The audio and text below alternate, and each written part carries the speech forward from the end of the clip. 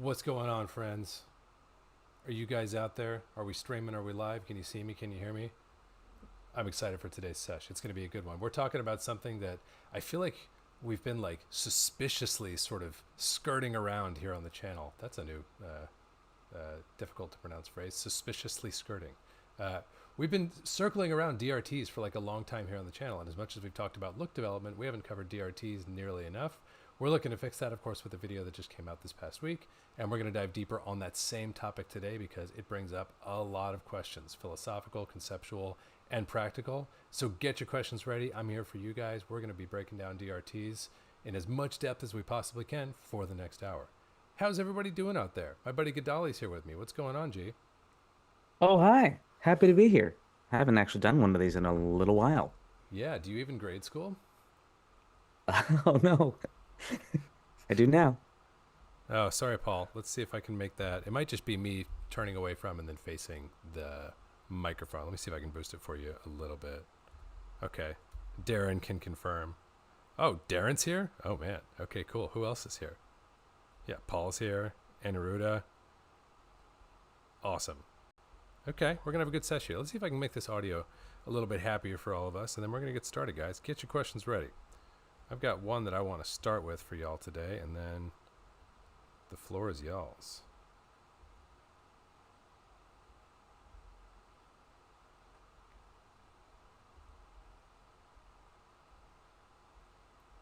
Let's see here.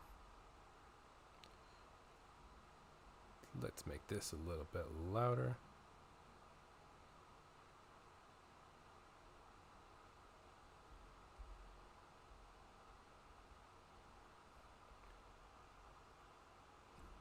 There we go.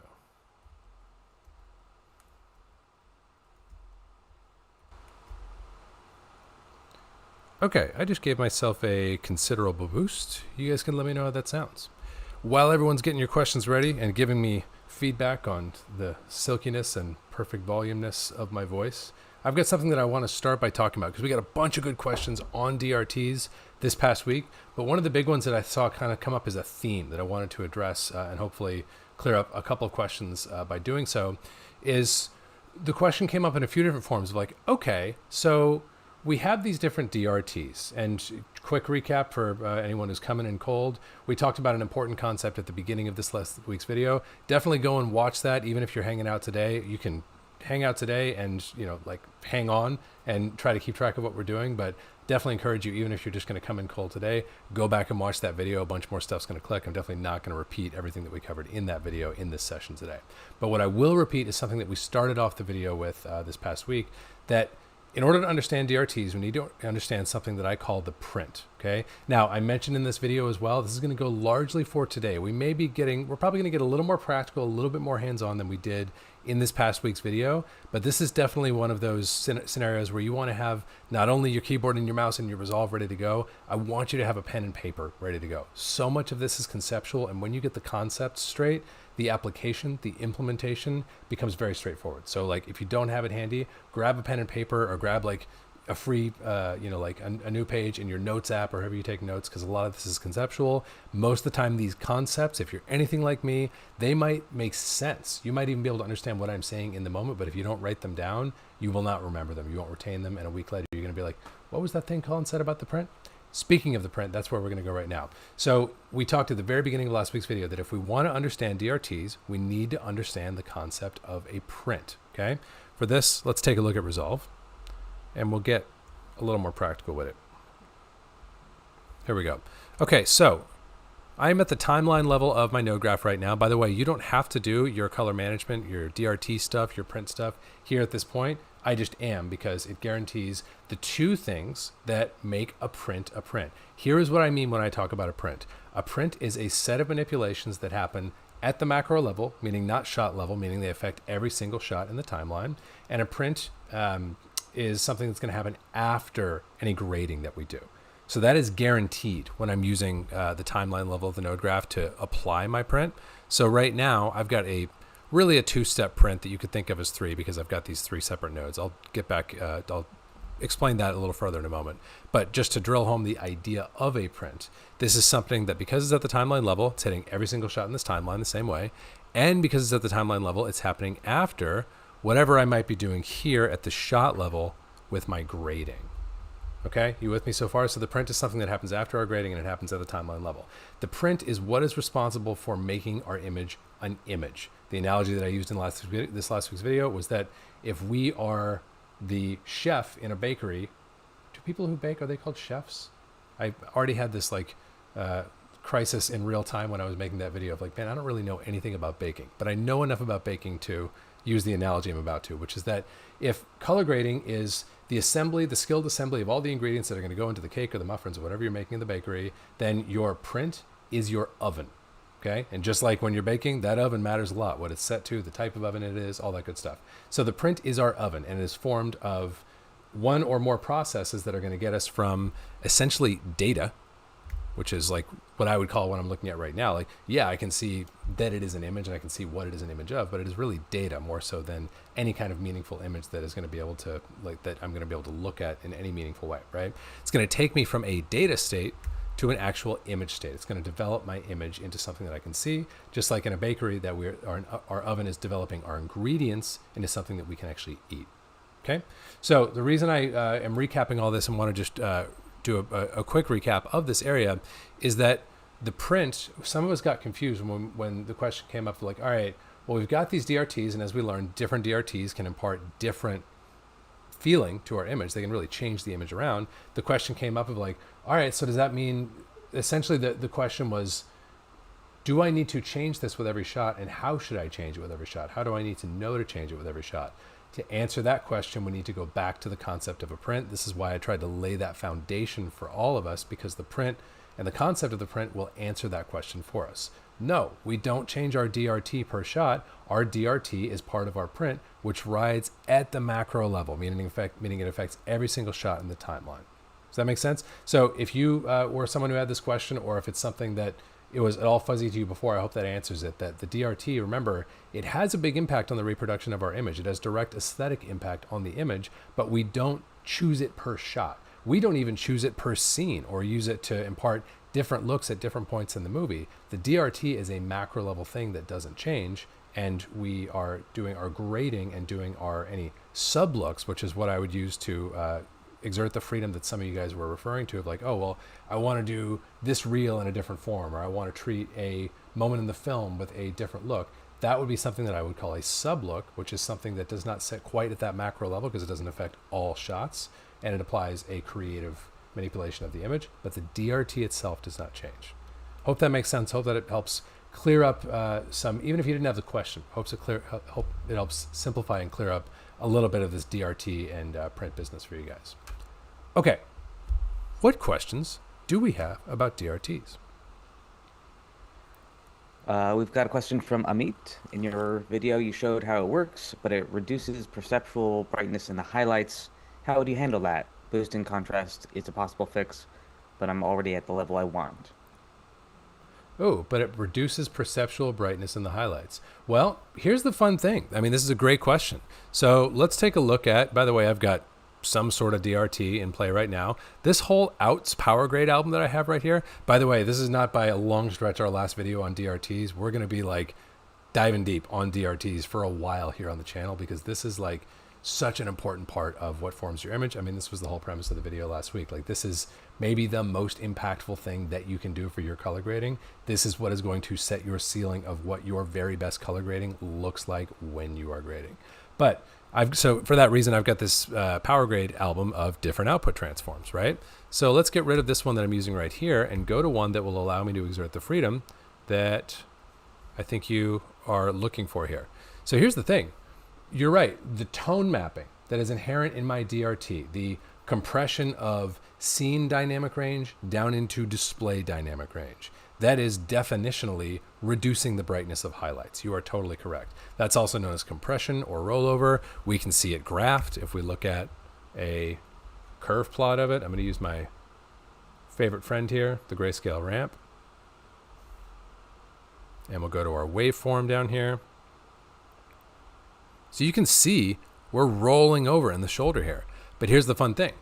If you don't like that, if you don't want to see that, you don't have to do that.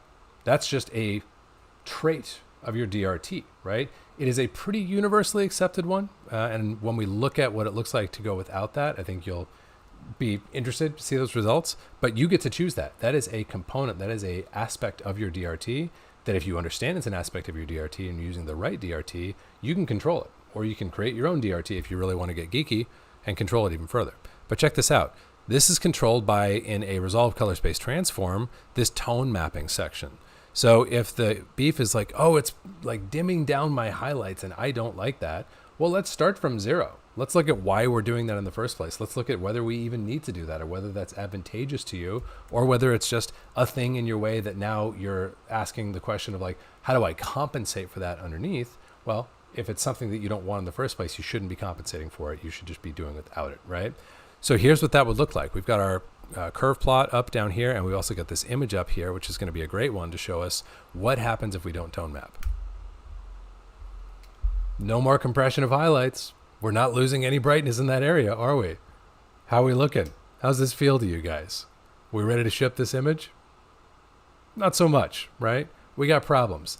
I think this image is, and I'm going to totally say this was by design, that I already heard your question coming through the universe ahead of this session, and I parked on the perfect shot for it. But this image is like a perfect image to illustrate the need for tone mapping.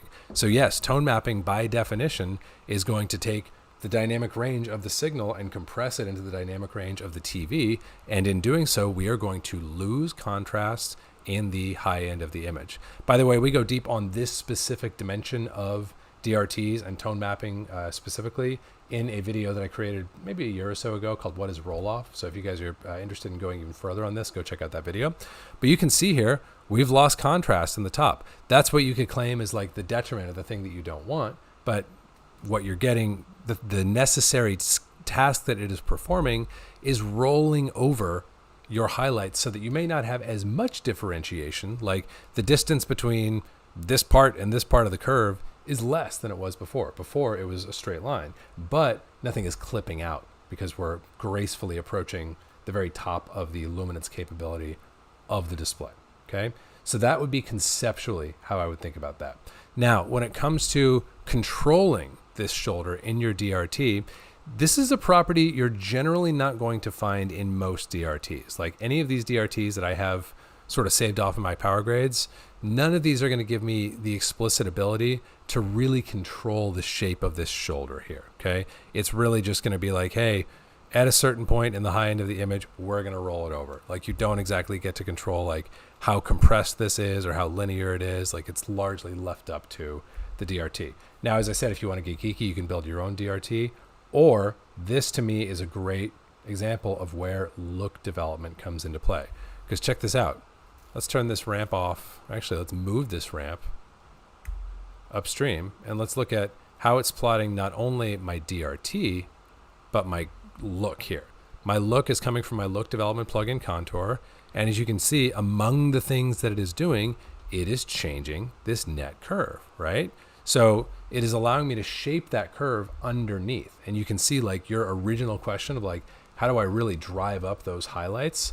Ideally, that's something, if you're feeling it at a macro at a system level, you solve it at a macro or a system level, not just by juicing contrast on individual shots, which I think was kind of generally what you were proposing before. There's nothing wrong with that except that it's going to be slow and it's going to be tough to consistently repeat. Whereas if you do it here, you solve it once and you've got a good baseline for all of your images when you're grading. Think of like all of color grading, everything definitely with DRTs, everything with a print. We're trying to hook up future us, right? Like I'm trying to hook up future Cullen and like lay out a pristine table for him and just make it easy for him to color grade. Make it so that he can't miss, you know? Make it so that if he like barely shows up, if he's like half asleep or, you know, like whatever, he can still get good grades out of it because I've set the table for him so well, right? This would be an example of that. And you can see like here in my curve module and contour, that control that I was talking about a moment ago, now I do have control over that. Like I really can control the way that my shoulder feels, right? So I can shape out that top end of the image and the way that roll is happening and how bright or how dark it really is. See what I mean there? Like generally if I go with a very short shoulder, and I can also look at directly at my curve here, if I go with a very short shoulder, I'm like specializing in tongue twisters today. I already forget what that other one was, but it was very tongue twisty. I've got this very short shoulder, and I'm keeping things bright and linear for as long as possible before very quickly rolling over that little bit of contrast in the top end. So hope that's like some helpful concepts and also some helpful practical kind of prescription. There's another one, practical prescription for how to achieve what you're looking for, which is that kind of hotter highlight feel without having to go off the reservation and do this business, which I don't think any of us want. I mean, you know, go back and watch a movie from the early 2000s and you'll find lots of this. Go watch Traffic. Like, wow. That's just like lift gamma gained highlights nuked off into infinity, and, you know, like people still buy that Blu-ray, I guess. So it's not unprecedented, but maybe not the best move for us in 2025. Hope that helps. On a related note, Jim Robinson had a question saying that you didn't talk about tone mapping in that. Seems to me that highlights would be affected. If you set it up, would it match other results better, or another DRT better? Oh, yeah. You know what? Thanks for bringing this up again, Jim, because you mentioned it in the comments, and this is a great one to talk about live here in grade school. So, yeah, like, here's the thing. What Jim is talking about is that within your CST, we have these different tone mapping methods. Now, we can dive deeper on this at some point in the future, but you can take my word for it for now. These first three are dead. Like, literally no one would ever use them except if they were remastering Traffic and they wanted it to look just like it did in whatever, like the 2001 release, whenever that movie came out. Unless you're going for like this really clippy, nasty highlight feeling, like you would not generally want to use your one of these first three tone mapping methods. Like simple looks the best, but still not great, right? You'd want to focus in on luminance mapping, DaVinci, or saturation preserving. I tend toward luminance mapping. That's just my kind of aesthetic preference. But Jim is totally right that like you can get different renderings of things with these different mappings. Now I'm going to show you guys something. Like this saturation preserving one is kind of an interesting thing to look at. Thatcher, are you in the house today? I'm checking the chat. Drop a hello in the chat if you are. Either way, I'm going to put my dude Thatcher on blast because Thatcher made a really useful tool for evaluating lots of different things called RGB chips. Gadali, if you can find a link to Thatcher's RGB chips tool and drop it in the chat, then I'm sure many would be interested to try it out. So I'm going to set this up properly here. It's kind of a 1-2 punch, and I need to actually update my little power grade here. But what we're going to do is this is going to reproduce a bunch of color chips going from like dark to white, black to white. And what I want to do is move this from linear and into my chosen tone curve. Okay, so I've got linear selected as my band, and I'm going into DaVinci Wide Gamut Intermediate here. Okay. Now, if you look at this can be a really great way of getting the full picture of what's happening with a DRT, or even broadly what's happening with your print. Okay, because like if we look at any particular image, no single image is going to have colors that are in all these different areas and tones that are in all of these different areas, right? That's the whole point of this chart, is that it does. And it allows us to see before we land on an image where we might run into trouble. It allows us to see, oh, when we land on an image, in this case, that like lives up in this like high sat magenta area, especially a brighter high sat magenta, we're going to run into problems, right? Like I can see it here in the RGB chips. It's just a question of how soon or how long before an image which has data in this area, how long before I encounter such an image, right? But you can see this here, and it gives you a really principled way of starting to look at your options for tone mapping, you know? So saturation preserving versus DaVinci versus luminance mapping, these are really interesting to evaluate and to look at what's happening in the scopes and to look at what's happening on the chips, okay? And you can kind of see why I prefer the luminance mapping, because it's maintaining to some extent some gradation, at least up to a reasonable tolerance of these colors as they are increasing in brightness, right? Like that's a big part of the challenge of printing, of DRTs in general, is that we have a limited run of dynamic range. This goes all the way back to the film days, where we have way less dynamic range than we do in to our vision, or out in the real world, but we need it to feel really dark or really bright or just right. Like we need to have that variance. And one of the ways we get that is by having smooth separation and gradation of tones as we climb the tone scale. Are you following me here? So like if you look at the difference between luminance mapping and Da Vinci and saturation preserving, you can start to see kind of where some of my preferences emerge. Although with your saturation preservation or saturation preserving, you can look at like how you can control this, in other words. And this is something I've spent exactly 9.2 minutes in my life ever messing around with, just because the baseline feels so far off to me.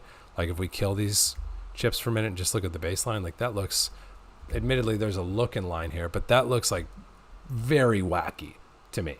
We're going to be talking more about how certain DRTs and certain intents of DRT can maintain saturation too much as you climb from black to white, which is generally kind of at odds with traditional image formation. And you can get these results that just feel uncanny. I'm like, yeah, her hair might have been that color, but as an image, it feels weird, right? So the idea here would be like, you can evaluate these things and assess them for yourselves. What these are going to control is the way that color changes as you climb the tone scale, okay? What these will not change is the shape of this overall curve. So if we go back to luminance mapping and we like grab a still here, and then let's look at another DRT just for fun. Let's look at one that's going to have a quite different rendering here. Am I in Resolve 20? Yes, I'm in Resolve 20. So we can do this the easy way now. We're going to go aces. Now, what I'm doing right now, I can walk you guys through if you're curious about it. Basically, I'm taking advantage of a concept that we talked about in this week's video, where once you understand what color management is and what it isn't, you can freely adopt different DRTs regardless of your color management. So I'm color managing in DaVinci Wide Gamut Intermediate, but I'm going to output using an ACES transform simply by teeing up the image in the proper way. So if we go like so, here is my ACES 2.0 rendering, but I want to look at the ACES 1.3. So for anyone who's keeping score, what I'm doing is going DaVinci Wide Gamut Intermediate to ACES Linear. That puts me into a metric that an ACES transform can understand.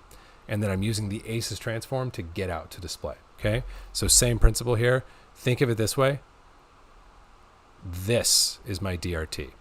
My DRT itself just happens to have two separate pieces to it, but it's really just a thing that does a thing, just like the print itself. Okay, so here's my DRT. And let's wipe now to what we did before.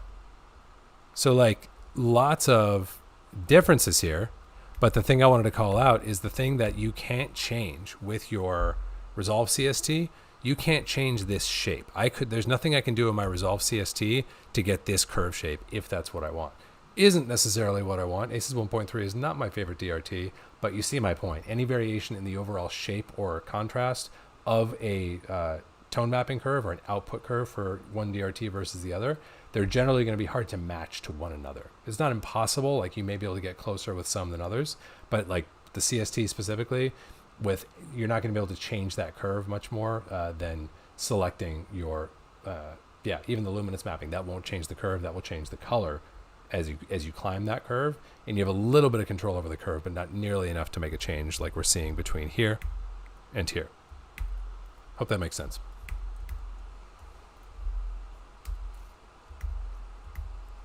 Aniruda is wondering, is there a proper ACES workflow using 2499? Ooh, this is juicy. Great question, Aniruda.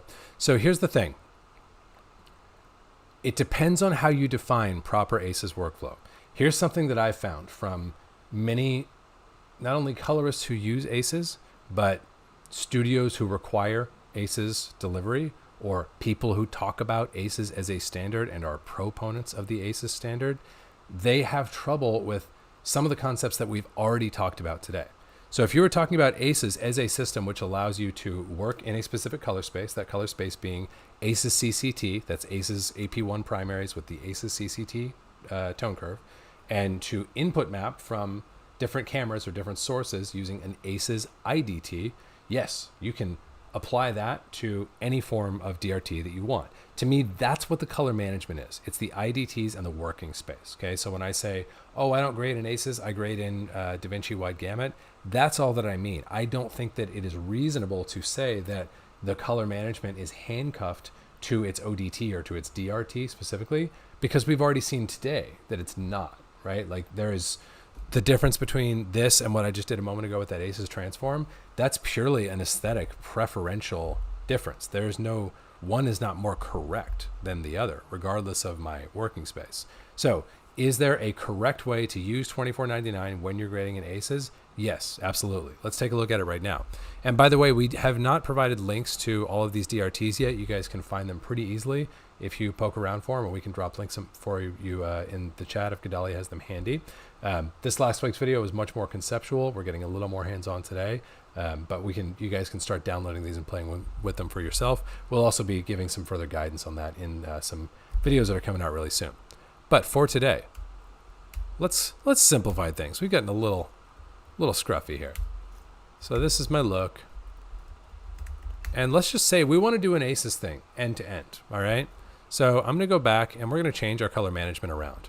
So since I'm doing ACES, what that means to me is I want to grade in the ACES CCT space, and I want to use ACES IDTs to get to that space. That's what ACES means to me, okay?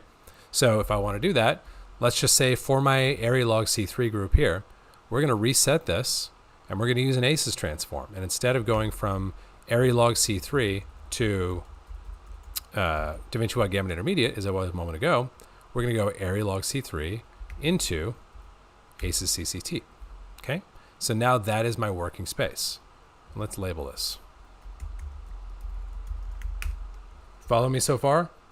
Input space, working space. This is color management fundamental stuff. I link you to a video in that DRT video that I've referenced several times today. I link you to a video on these fundamentals of color management. I definitely recommend checking out if anything that I'm talking about right now is making you go like, wait, hang on.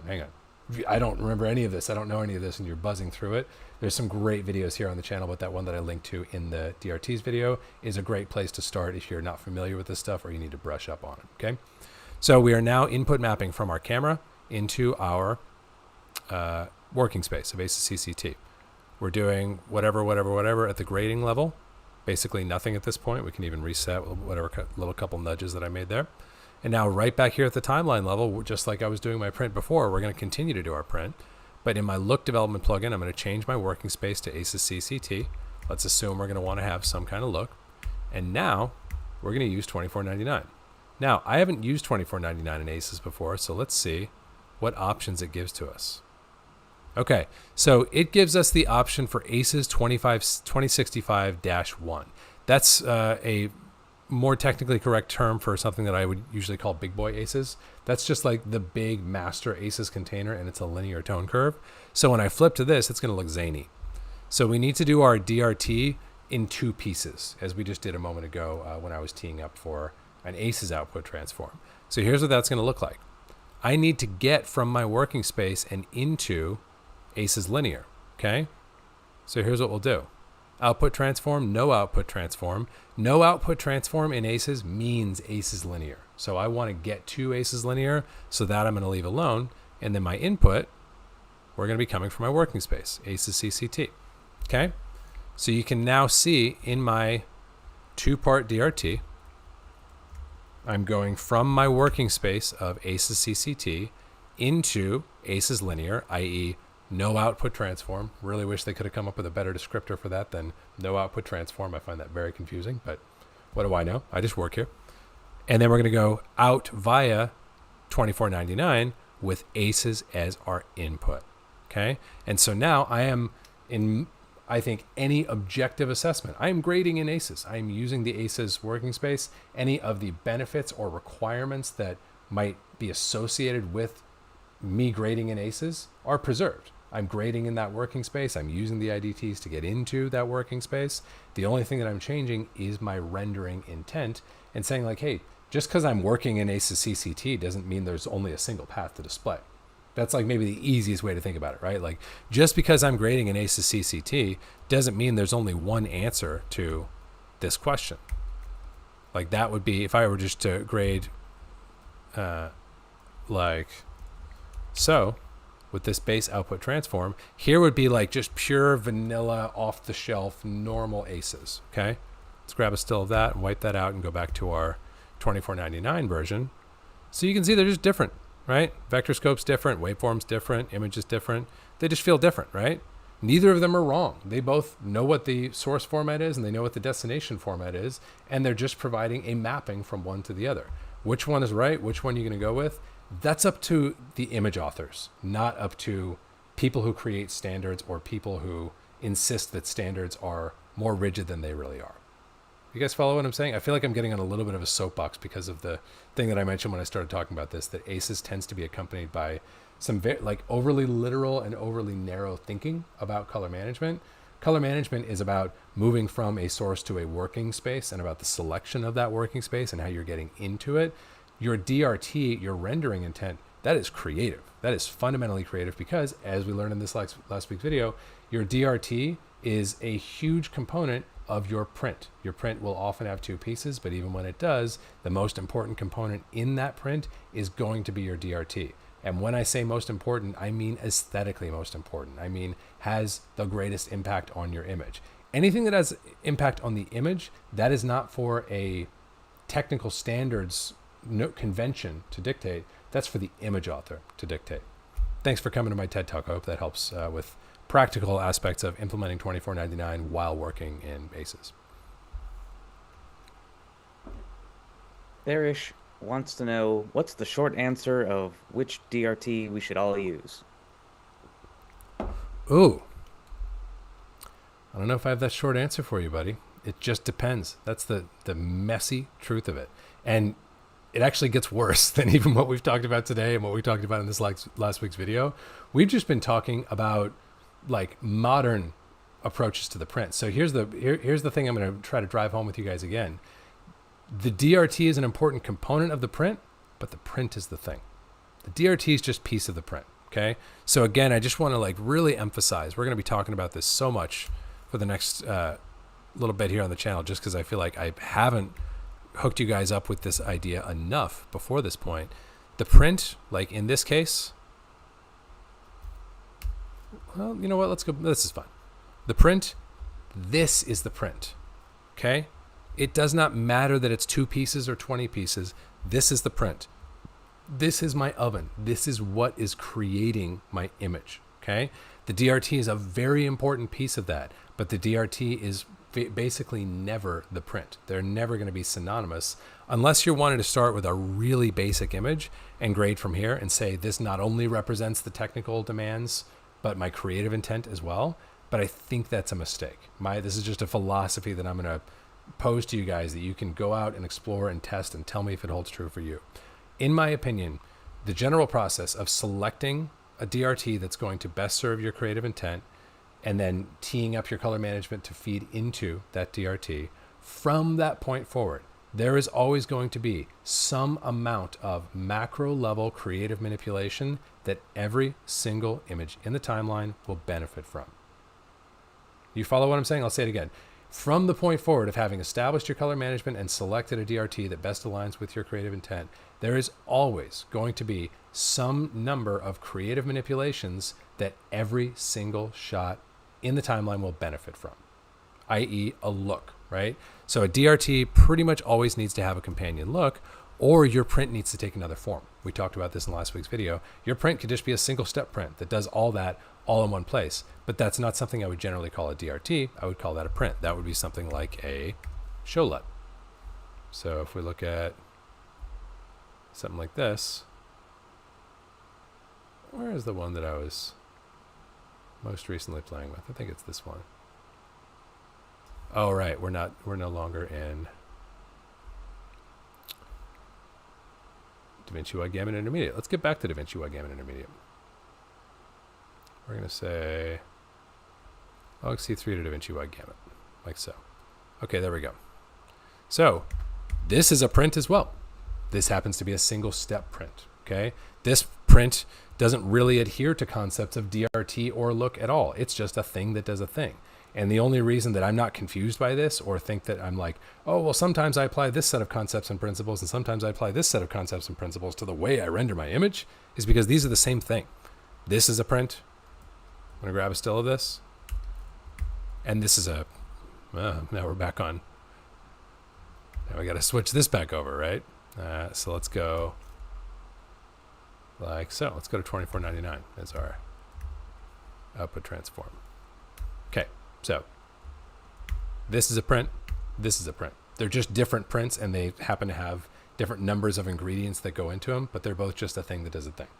Okay, so that would be the idea that I would apply to your question of like, is there a perfect DRT? No. In fact, sometimes there's not even an explicit DRT at all, and there's just a print. So the real question would be, is there a perfect print? And the answer there would be even more emphatically, no, definitely not. There are worse prints than others. There's the perfect print for your particular project, but there is no one perfect print that you should use in all cases for all shots. And if we did, the world would be a very boring place.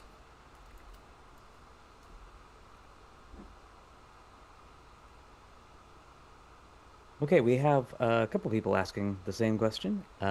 When using 2499, are you happy to leave it at its default slider settings? Do you change it, or do you just let Contour take care of your global look? Oh, that's a great question. So that's I'll broaden it out a little bit to include look development in general. So like with 2499, where we have all these controls, are you happy to use it as is, or do you tailor this prior to shaping your look? I'll put it to you guys this way. Like I've done it both ways. Probably the tool that I would use to evaluate that would be our RGB chips, which I got to update this power grade, CK. Let's go. But for now, I'm just going to manually do this again. We're going to say like so. We'll flip this. We'll go like this and like that. Like so.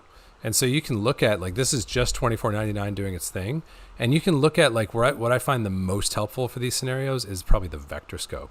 So you can actually see like where are your reds living kind of in the body, and then how are those reds rotating as they get brighter. You can kind of see that happening.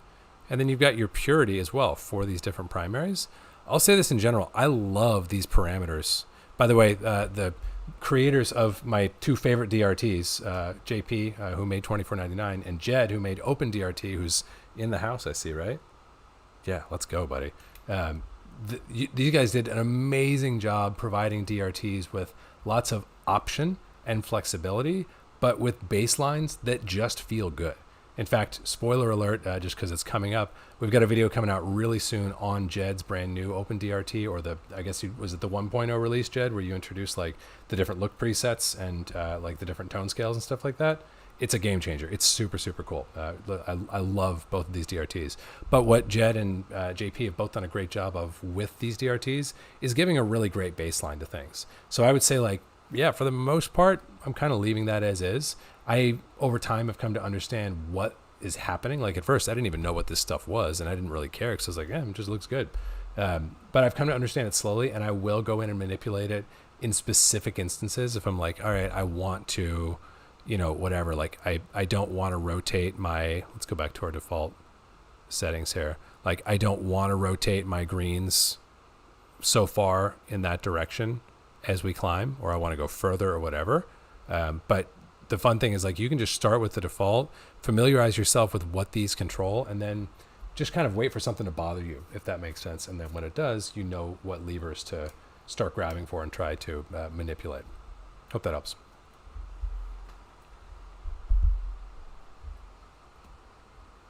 Navi is wondering if you can explain per channel DRT and chromatic linear, just to clarify. Yeah, well, can I? Let's see. Let's find out. I think the person who maybe has taught me the most about the difference between these, again, is Jed, who's here in the room. So I'll feel a little self-conscious about that. But here's the basic idea, guys. Like chromaticity linear, I'm going to try to like frame this in a way that I would have liked to have it explained to me when I was very first kind of trying to wrap my arms around the idea. chromaticity linear versus per channel DRT. Well, that sounds complicated, right? It's actually pretty simple to understand. Chromaticity linear essentially means that you are trying to prevent your DRT from distorting your colors as they pass through. Does that make sense? Chromaticity linear, you can think about it that way. It is trying to maintain scene chromaticity as much as possible as you pass through the system. Per channel DRTs, that is the overwhelming body of DRTs that are out there. Like Resolve. We talked about the different tone mapping methods with a Resolve color space transform earlier. The saturation preserving is technically kind of trying for more of a chromaticity linear thing, I think. But in general, like Resolve CST, certainly like ACES 1.x, like any of those output transforms, they're all going to be per channel of some sort. And generally speaking, like the other thing that's per channel that's always worth noting that I think sometimes gets lost in this conversation, film prints are per channel. Film systems are per channel. There's no chromaticity linearity with a film system. So there's this sort of like the first two things that I would want to like hook Cullen from the past up with right away is like, okay, chromaticity linear is trying to prevent colors from being distorted as the colors pass through the DRT. That's number one. Number two, that distortion is often desired and often necessary for aesthetic reasons. Like a good example of this, I think I actually saw Jed talking about this in the chat a second ago. Like, let's pull up OpenDRT for a minute here. So check this out. If we go to and OpenDRT has these like great presets within there, but if we go to the base, check this out. This is a chromaticity linear rendering of image in the sense that it is seeking to maintain chromaticity as colors pass through it. The problem is it's not a terribly appealing image. And I got no problem saying that with the creator of the thing here in the room, because that's not the intent of it. Jed can vouch for this. It's not intended to give a final image here. It's intended to provide a foundation under which your scene referred look can be used. So actually this would be the chromaticity linear, because I had a look in line here as well. So the intent in a chromaticity linear DRT is like, you better be doing something about that chromaticity linearity, because it may provide some advantage in terms of a quite neutral or most neutral possible starting point, but what it will not provide you with is an appealing final image. Okay, so like that would be my TLDR in chromaticity linear versus per channel. Per channel is what most DRTs do. It's what most output transforms do, and it imparts certain characteristics that we tend to like. Chromaticity linear does not impart those characteristics, so we need to impart them. But the fun thing becomes that we can then impart those same things. Like maybe the biggest one would be saturation changes as you climb the tone scale, right? Chromaticity linear, it's just going to hold on. Like if we look at, like let's go to a high contrast tone scale preset here, just to kind of see. Like it's going to hold on to our colors as they climb the tone scale, which means you're going to end up with kind of what we were seeing with the Resolve saturation preserving tone map method earlier. It's like if I start, I don't know, like if I start really juicing this, like I'll be honest with you guys, when I first started playing with these, like the reason I say, oh, I would want to tell Cullen from the past this, it's because like I kind of got stuck on like, oh, most accurate way to render the image, and I stopped reading at that point, and it took me a while of actually grading to realize like, oh wait, it's like holding on to color like in her hair and like in these bright areas of the image where we typically in a rendered image don't want to see color preserved, even if that's what the color was. It actually has benefit. It is aesthetically pleasing and has aesthetic benefit to not hold color up in those areas. So if you're going to do a chromaticity linear DRT, that can be great, but that means you are now in charge of controlling the way that you are bleaching color as you climb the tone scale, or not. And you say that you love this, in which case we can still be friends, but I don't agree with you, So it's a matter of like knowing that with chromaticity linear, you have more of a potentially neutral starting point atop which you might be able to build a look that is more tightly aligned with exactly what you want to see. But now it's not an option. Now you got to do more there, because if you don't, you're going to have problems, aesthetic problems with the rendered image. I hope that's a good primer. Jed, you can grade my paper if you want. Joe's wondering, how do you decide to place the look node before or after the DRT? Oh, this is a great question. So, how do we decide to place the look node before or after the DRT? Well, let's kick that around for a second here. I'm going to go back to Let's just go back to $24.99 for now. And let's explore both scenarios. So the question is, we've got our look here. We've got our DRT here. What happens if I put my look over here? Now, this is not going to look right now because I didn't design this look to work here. But let's say this is how I was building my look from the beginning. Let's even forget that I'm using Contour, which specifies and expects me to be working in DaVinci Intermediate. Let's say I'm using some process, some tool, some set of manipulations to build my look after my DRT. And let's just take that on its face. What's the problem with that? What are the pros and cons of that versus grading upstream of the DRT? Here's where you're going to run into trouble. Like two things that I would call out here. The reason why you want to put your look prior to your DRT. Number one, this won't come up on every project that you grade, but it comes up more and more these days. What if you need to deliver more than one display target for your final grade? Like, this is my 709 master, but I now need to do, I don't know, like a Rec 2020, like HDR flavor of master. Now this same adjustment, because it was done in a particular display color space, it won't travel.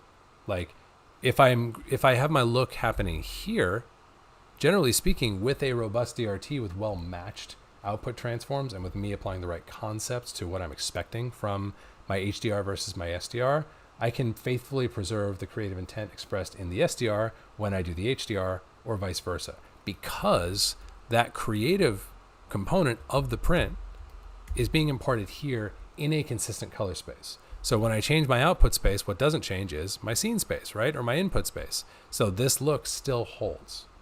You with me so far? So that's number one. Anytime you have multiple display targets, you're going to run into problems because you no longer have a one-to-one way of matching the look you built for display target A when delivering for display target B. So at best, it's going to create a bunch more work for you. At worst, you're never going to be able to quite get what you had in that other display target for the display target that you're now trying to create an image for. Okay, that's number one. The number two thing that I would call out here is any notion of manipulating the larger dynamic range state of image or manipulating the image while it is in a larger, less constrained space goes away when you're in your display space. Because as we've seen, like every time we look at these DRTs, there's a bunch of stuff happening here, right? This is really like, this is one of the reasons why, this is probably the reason I would say why DRTs are so significant, is because taking all of this scene information and fitting it and compressing it and shaping it and sculpting it down into what the display can do, that's not a simple thing, right? Like that's a highly complex and highly, what's the word that I'm looking for? It's a highly active thing. It's a highly transformative thing. Like it's really changing the image, right? We can all agree on that. So I've already hammered and bent and shaped and sculpted my image into a very particular shape by the time I'm working within here. And it's not the ideal space to grade in. Oh, this is fun. Last thing that I'll say in this area. I get to bring up a food analogy. We're getting close to the bottom of grade school hour. That's usually the hour where I start getting hungry and the food analogies start coming up. And as some of you guys might know, answer to yourself before I dive into it. What's my favorite food of all time? What's my favorite food to talk about here on the channel? Peanut butter. I love me some peanut butter. So in my peanut butter analogy, I've talked about this before. You can think about it this way. Like one of my all-time beefs with peanut butter is like when you get the good stuff that doesn't have a bunch of oils and like stabilizers and stuff in it. When you open that new jar, which is a glorious day, by the way, when you open that new jar, all the oil has settled to the top and all the peanutiness is down at the bottom, and you got to mix it all together, right? What's the problem with that though? The contents of the jar are the size of the jar. So mixing it all together without losing any peanut butter, which of course would be a tragedy, it ain't that easy. I got to get that stir in there or that knife or whatever I'm using. And especially for the first few kind of spins of the apparatus, I got to be really, really careful the way that I move that thing around to make sure that I don't spill any precious peanut butter. Kind of the same thing, whether we're talking about grading or look dev, by the time you're in here, you are in a confined space and it's very difficult to avoid going right out the edge of the peanut butter jar. You follow what I'm saying? I hope that's a helpful analogy and not just an excuse for me to talk about peanut butter, which makes me happy. But that would be the other sort of like way of looking at why you don't want to grade or do look development in a display space, is because you're much more confined and constrained and you don't have the same latitude to move and shape and sculpt things around because everything's already kind of been packed into that peanut butter jar, and the moment you make a wrong move in any one direction a bit too far, you got peanut oil spilling it over the side, then you got to wipe it up and cry over the lost 13 cents in peanut butter that you got to throw away now. Hope that helps. Okay, a couple of questions I'll try to combine here. One from Vivek.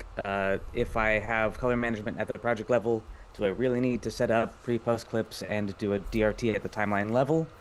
And also combining questions with how do I choose between project level color management or using a node-based with a custom DRT? Ooh, okay, cool. Well, first of all, let's give Gadali a high five for some rather artful combination of questions. These are going to flow together really well. You got game, buddy.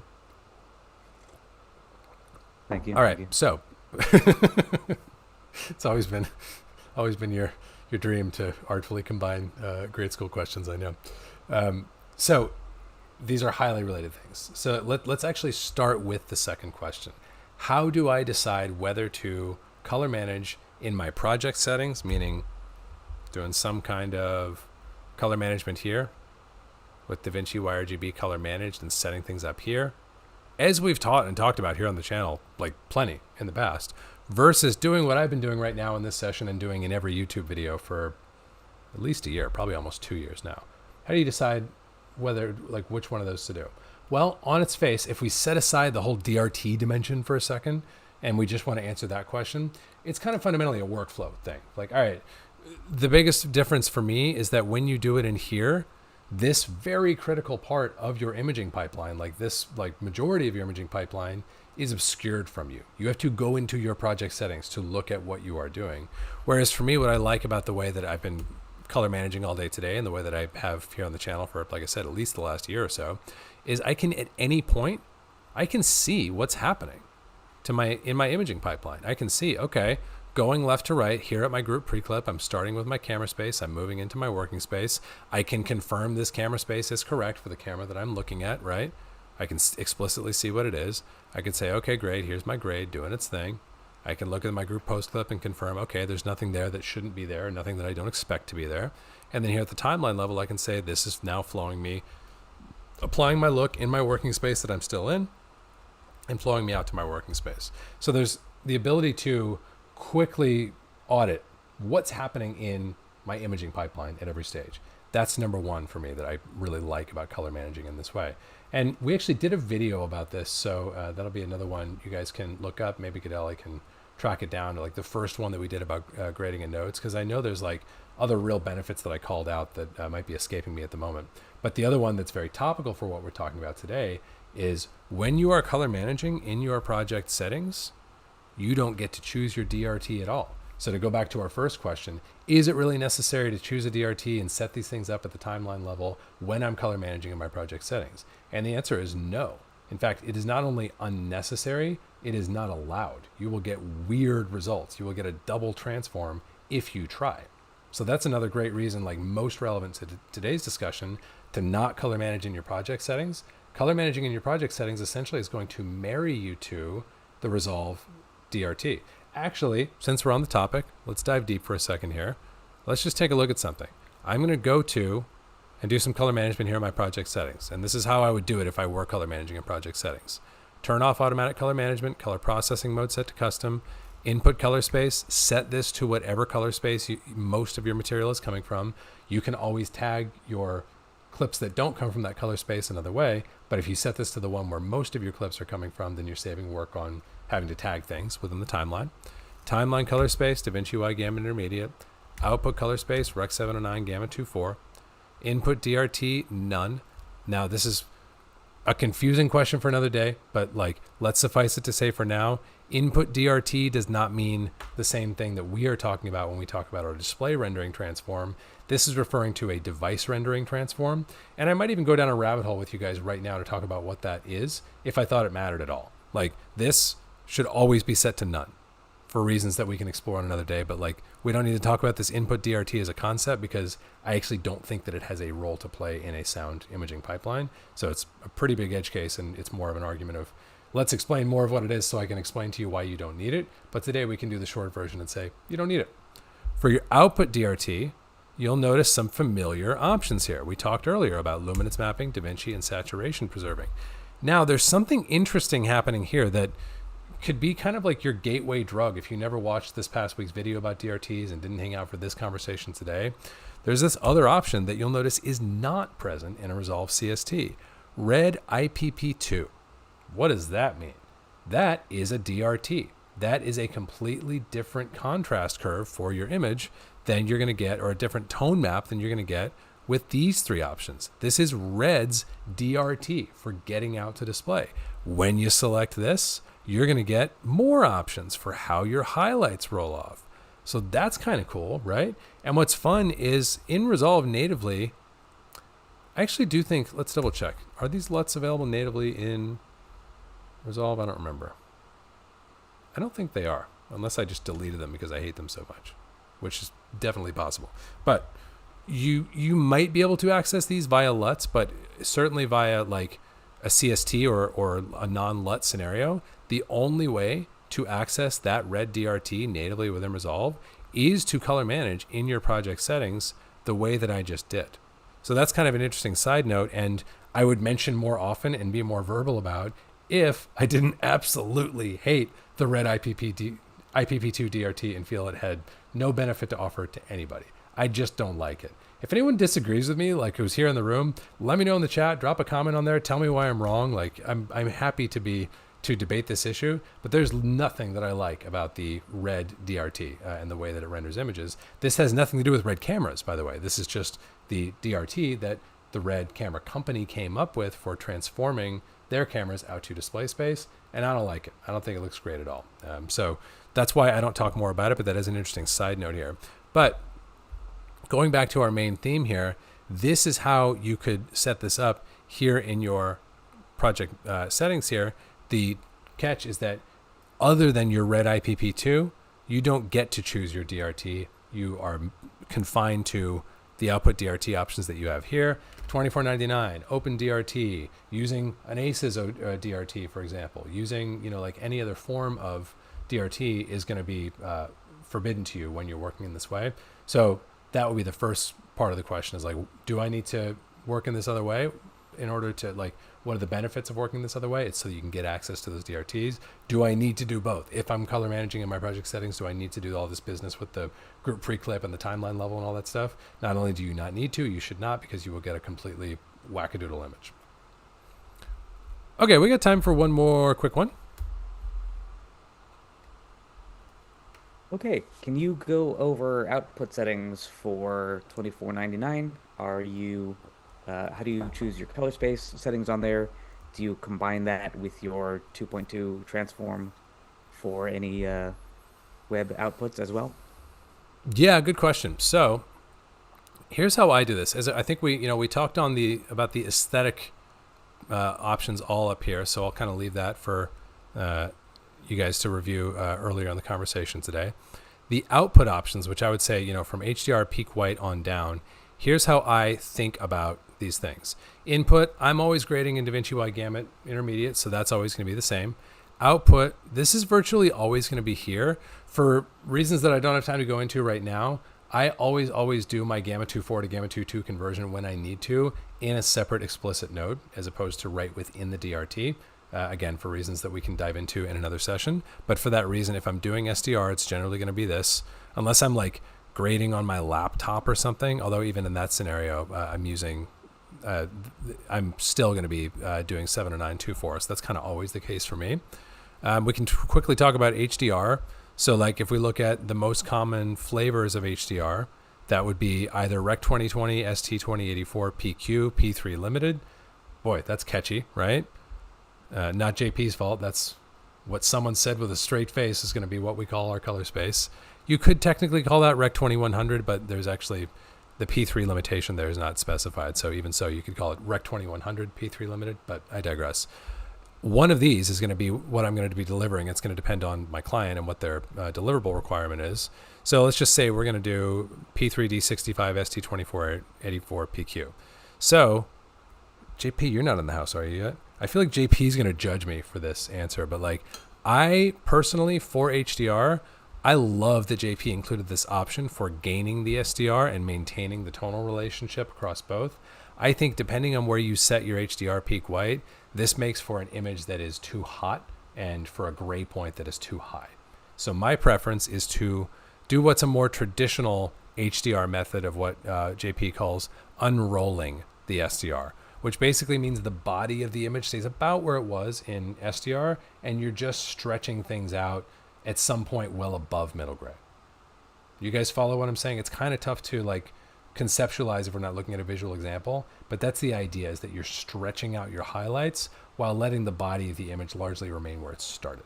All right. So my preference for this is to unroll the SDR and what JP is calling reform the image. Okay.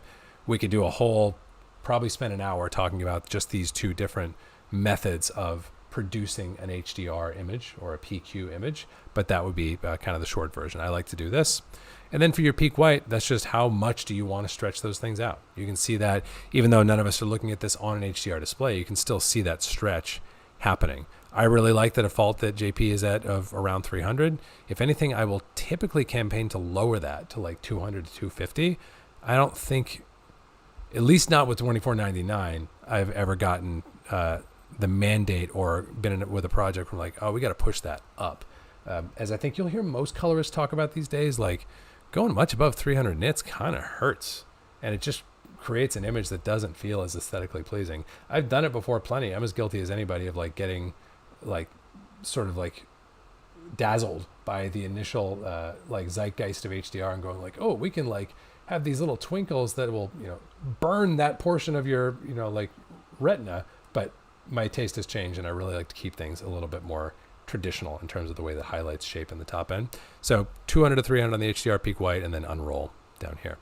And then these would be your outputs. The good news, like if you guys are looking to get an HDR and this stuff is all super confusing to you, remember that like when you start doing HDR, people are going to tell you what they need. It's not like you need to decide, oh wait, should I do 2020 ST2084 PQ P3 limited, or should I do P3 D65 ST2084 PQ? Someone's going to tell you what you should do. You're not going to have to decide that unilaterally, which makes it a little bit less overwhelming, at least for me. Okay, guys. That was a great sesh. Thanks for bringing your questions. Thanks for bringing your good ideas, good topic suggestions. This is a deep topic. Like I talked about, we're nowhere near done exploring it. We're going to be touching on it a lot for the next little bit here on the channel. So if you still have questions, even after today, maybe we'll get to cover it in another grade school soon. If not, drop a comment on this most recent video. Go watch this most recent video if you hadn't, and look out for more DRT related content coming in the near future. Happy Monday, guys. Great hanging out with you. Thanks to Gadali for co-hosting. See y'all soon.